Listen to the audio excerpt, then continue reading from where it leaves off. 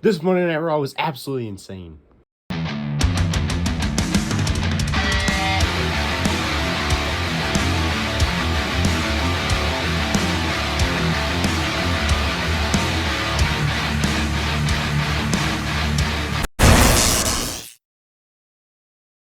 What's Jeremy here? Today we have the weekly set review of Monday Night Raw. They kicked off the show with the OTC Roman Reigns coming out and pretty much addressing the fact that he's back and he's not done with Seth Rollins, Braun Breaker, and Bronson Reed and all them. And then he was rudely interrupted by Paul Heyman and Bronson Reed. They come out and Paul Heyman pretty much hits him straight with it that he has been a failure without him as his wise man and everything. He's been losing like crazy. He really hasn't been anywhere like successful without him. And then he challenges as a wise man for Bronson Reed. He challenges Roman Reigns for a Australian street fight at Crown Jewel. Bronson Reed versus Roman Reigns, because Paul Heyman said before Bronson Reed was in WWE, this was what his dominant match was when he was in Australia, coming up as a wrestler. And Roman Reigns, he goes, "That's easy, I accept." And then they start to walk away, and Roman Reigns, he goes, "Oh, you guys come out all badass and everything, but you guys are gonna walk away like losers." And then Bronson Reed had enough. He comes storming to the ring, and they start brawling. Security comes out, but they don't stop Roman Reigns. Bronson Reed is behind the barricade, and Roman Reigns hits a Superman punch, and he walks to the ring and gets on the top rope and puts the one up and stands tall. He kind of did it like The Rock. It was kind of interesting. But Roman Reigns stands tall over Bronson Reed. And so I guess at Crown Jewel, we're going to get a second match between Roman Reigns and Bronson Reed. But this time, there is no rules because it's an Australian street fight. Then Lila Valkyria went one-on-one with Roxanne Perez, Raquel Rodriguez on ringside for Roxanne Perez, and Bayley was on ringside for Lila Valkyria. Bayley tried helping, but Roxanne Perez was able to pick up the victory with the help of Raquel Rodriguez. And then they jump her, and Bayley gets in the ring, and they run them off. So Lila Valkyria and Bayley stand tall. We had the all good going hugger Bayley this week. No, I didn't see any crash outs or anything by her. I find this whole storyline stupid, but it was something. Then we had a massive package review for John Cena versus AJ Styles at Crown Jewel. Pretty much talking about the history of them, and the first time they fought, and like how John Cena's been the face of WWE. AJ Styles was the face of like all the other companies, like the Indies, New Japan, TNA, and all that stuff, and how they had their first 3 matches, and then they fought again at SmackDown. So they've had 4 banger matches, and now they're gonna have their last one at Crown Jewel for one last time. Then Becky Lynch went one-on-one with Maxine Dupree, and she kept on saying how this is a joke, this is an easy win for her. She was beating her up and everything. Left her in the ring and walked outside of the ring and got on top of the announce desk and started taunting the crowd and everything and taunting Maxine Dupree. And while she wasn't paying attention, she got counted out by the ref, and Maxine Dupree picks up the victory. She's all excited to celebrate. Backstage, Becky Lynch was pissed. She's complaining to Seth Rollins that the refs in WWE are bad, so she's not wrestling again until they get better refs, because she was counted out too fast. And then also at WrestlePalooza, she was screwed by the refs as well. I mean, like, the whole Becky Lynch story right now is just terrible, but I thought it was kind of interesting and somewhat entertaining that she got counted out and Maxine Dupree randomly got a victory against Becky Lynch. Then we had the return of CM Punk. We had not seen CM Punk since WrestlePalooza. He comes out talking about how he had to take a break to go celebrate with his wife after their victory and everything, but he is not done with Seth Rollins. He wants to go and get his World Heavyweight Championship back because he was screwed and everything at SummerSlam. Then he was interrupted by LA Knight. LA Knight comes out. He goes, "Well, I'm not done with Seth Rollins because I was the last person that been Seth Rollins, and I need to win my first ever World Heavyweight Championship." And also, the LA Knight says, he goes, I was the last person to beat him.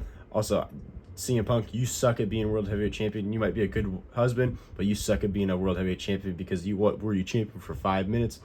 And CM Punk's like, that's a lot coming from the person that's never won a world title.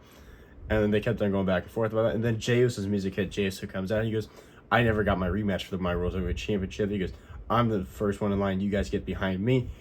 And then both LA Knight and CM Punk tell him, he goes, "Tough to be you, but you got to get back in the line. We've heard enough about you, about how you want your rematch and everything. You're old news. You won the World Heavyweight title. You lost it. Good for you." And then Jey Uso super kicks LA Knight, taking out LA Knight, just dropping him right there. Because LA Knight said something about how he likes Jimmy Uso, but he's done with dealing with Jey Uso. Jimmy Uso comes out, and he's standing there just watching what's going on. CM Punk says, he goes, "I'm cool with you because I like Jey Uso, but I don't like this mini Roman Reigns. And then punches Jey Uso in the face and turns around and eats a super kick from Jimmy Uso. Jimmy Uso is standing on standing ground, protecting his twin brother, and the Usos stand tall and they go backstage.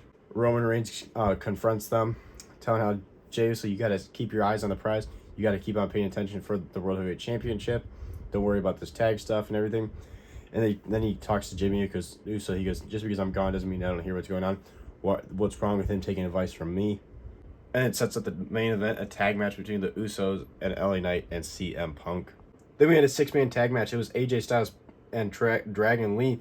They challenged the Judgment Day for a 6-man tag match, and they had to find a partner, and that partner was Penta. They go out there and put on a pretty good match, and mid-match, Rusev tries getting involved, going after Penta. Actually, he was originally going after Dominic Mysterio because he still has problems with Dominic Mysterio, but he ended up crossing the line because Dominic was about to get super kick. He ducked out of the way, and Rusev ate the super kick, taking him out. And then AJ Styles was alone in the ring, hits the Styles Clash on JD McDonough. 1, 2, 3. AJ Styles, Dragon Lee, and Penta pick up the victory over the Judgment Day. The Judgment Day scram. AJ Styles grabs a mic and gets on the announcer's desk and says how this match at Crown Jewel was because the WWE Universe, and he's grateful for that. And for one last time, he's going to get to face John Cena, and him and John Cena are going to lay it all out in the ring. They're going to give it their all. They're going to put on one last banger of a match for one last time. AJ Styles versus John Cena. AJ Styles, he goes, I'm going to give it my all, and I know John Cena will give it all. So this Saturday, it's going to be John Cena versus AJ Styles for one last time. Then we had a package video between Seth Rollins and Cody Rhodes talking about how Seth Rollins says Cody Rhodes is not fit to be the face of the company and everything. He's too busy talking about he's a QB1 and everything.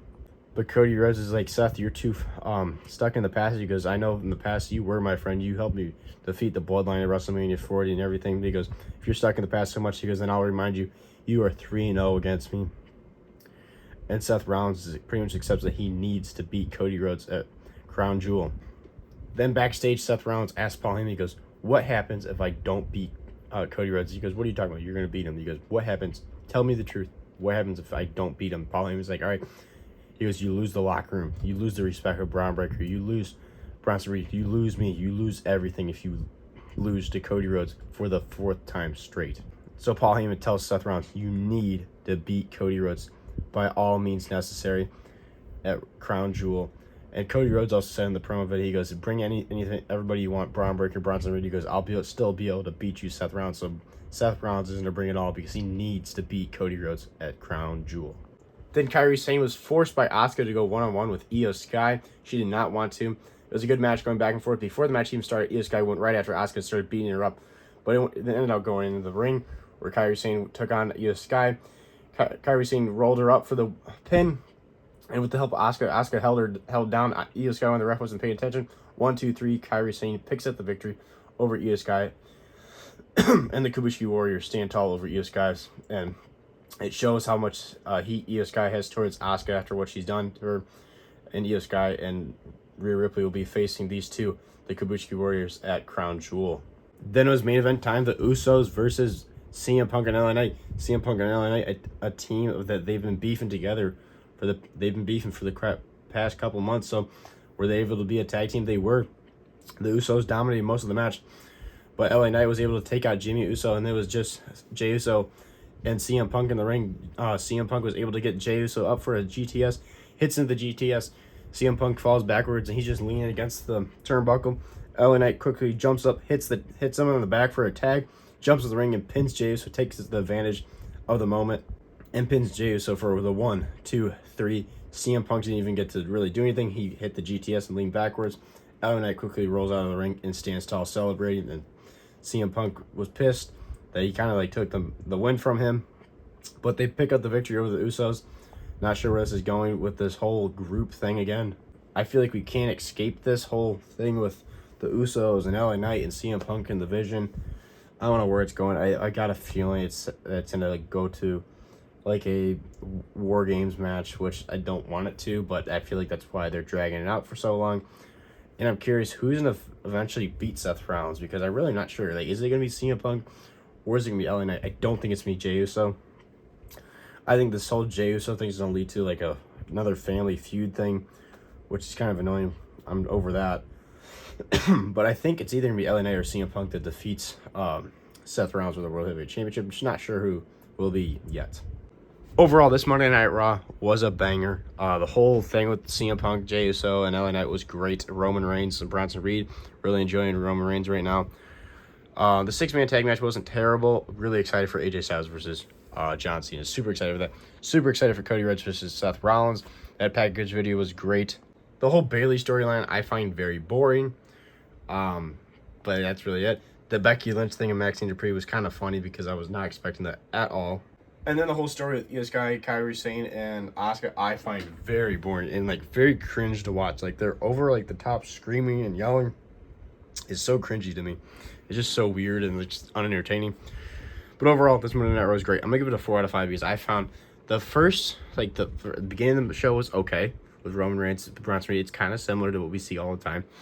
And then like it was slow for like the first hour, and then it really got going. Like the last hour and a half was really good. So I got to give it to this Monday Night Raw. It was great. This is Jerry W. Make sure to like, subscribe, stay tuned for the rest of your content. We got a bunch of stuff coming this week. We got the WWE. We have a WWE toy hunt. We got the predictions to Crown Jewel. There will be no setup review of Crown Jewel because I will be out of town. But otherwise, there will be still content every single day. So stay tuned for that. This is Jerry W. Make sure to like, subscribe, and I'll see you guys in the next one.